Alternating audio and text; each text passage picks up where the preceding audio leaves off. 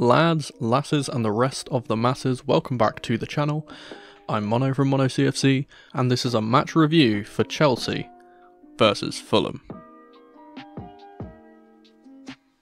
This is my match review series on the channel where I am reviewing every match of this season, so without further ado, this is the good, the bad and the ugly.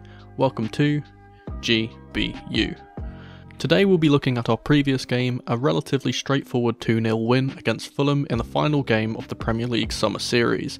This victory saw Chelsea lift some pre-season silverware and was mostly a positive performance, but despite this, there were some glaringly obvious negatives, so let's get right into this. As a reminder, I'll quickly go through how this works.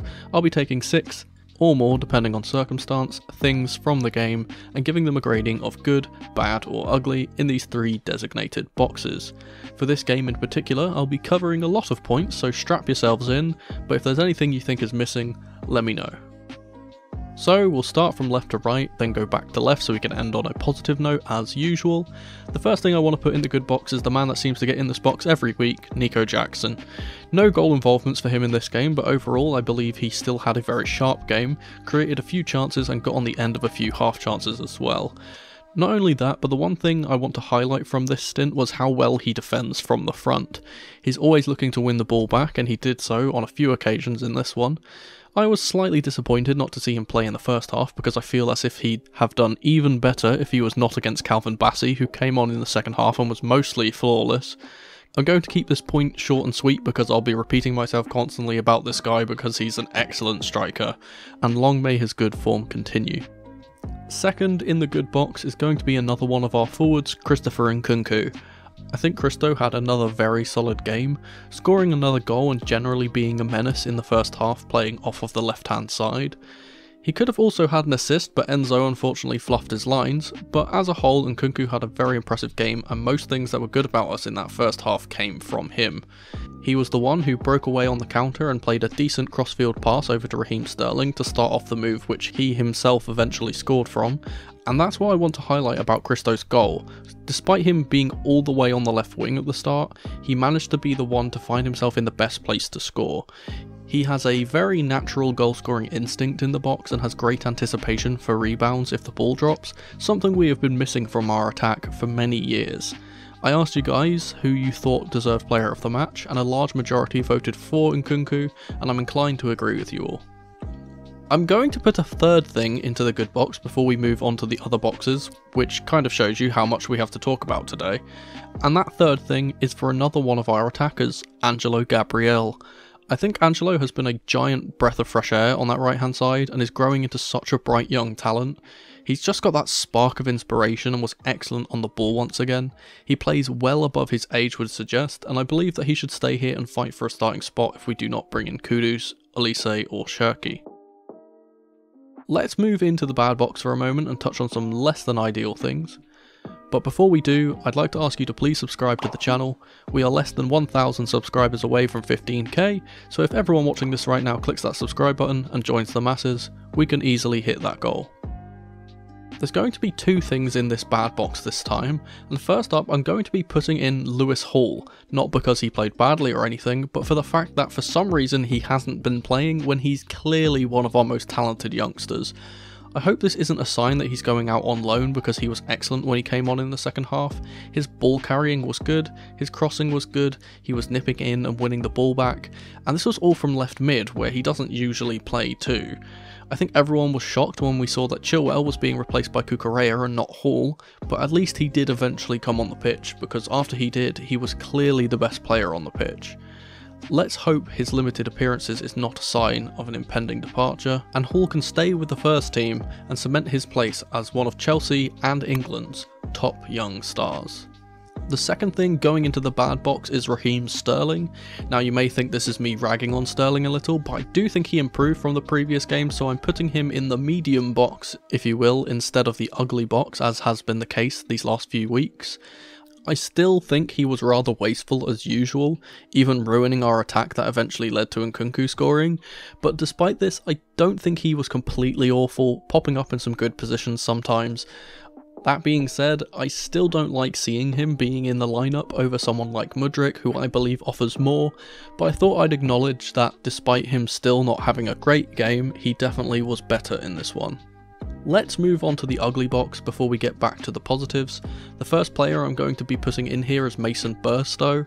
I know he's only a youngster, so I won't be too harsh here, but he really showed in this game that he's clearly not ready for this level. Maybe it was nerves, maybe it was lack of minutes, but he was simply awful in the first half. His touch seemed non-existent, he provided almost zero attacking threat, and he kept losing the ball in crucial times. As I said, he's only a kid, so I'm not going to make this section very long, but he certainly needs to improve if he wants to move his way up the Chelsea hierarchy.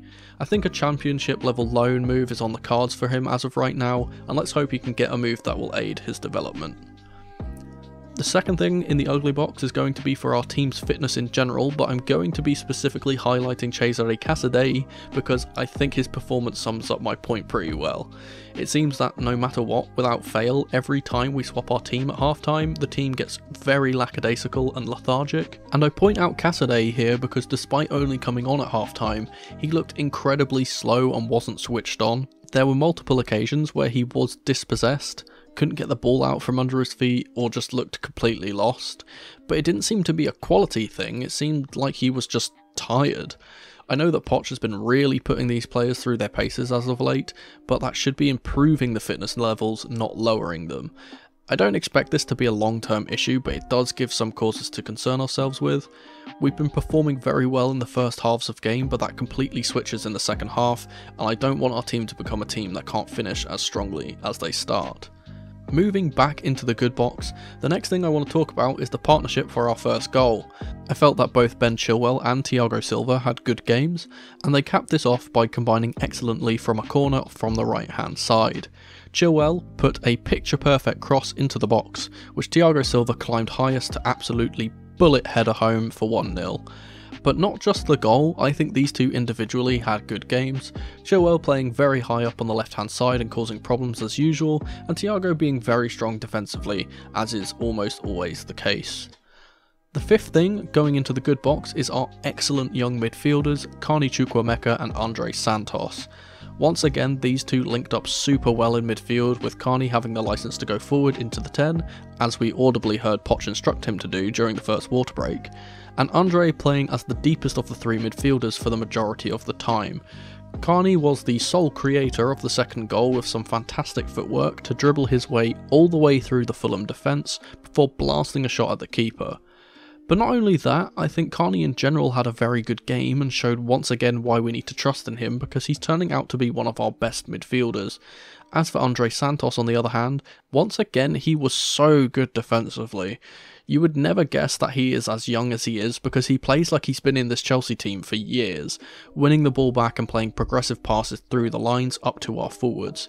We have gone from a team that could only score one goal from transitions to a team that looks like they are going to score every time we counter-attack, and a good reason for that is the way that Andre picks up the ball and sets us on our way.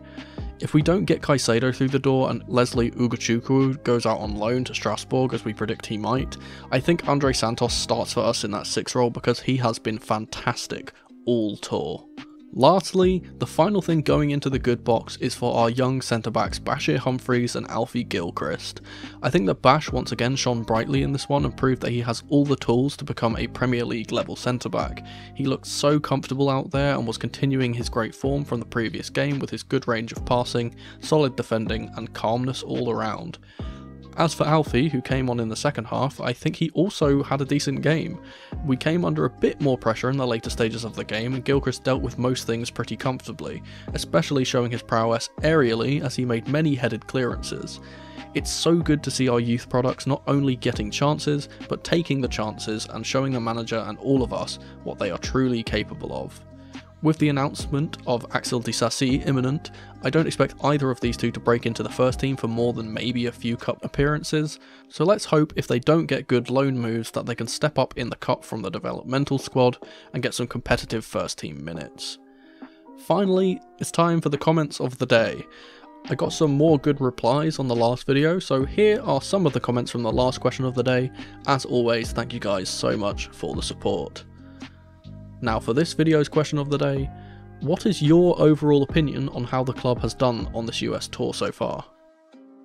But that was just another episode of GBU. Thank you ever so much for watching. Let me know your thoughts on this match in the comment section below, and if you'd be so kind, subscribe to the channel and leave the video a like if you enjoyed. Don't forget to tap the notification bell so you never miss a video from me, or check out some of the other videos on the channel on screen right now. I've been Mono from Mono CFC, and remember, in the rain or in the dry, keep that blue flag flying high. Come on you Blues!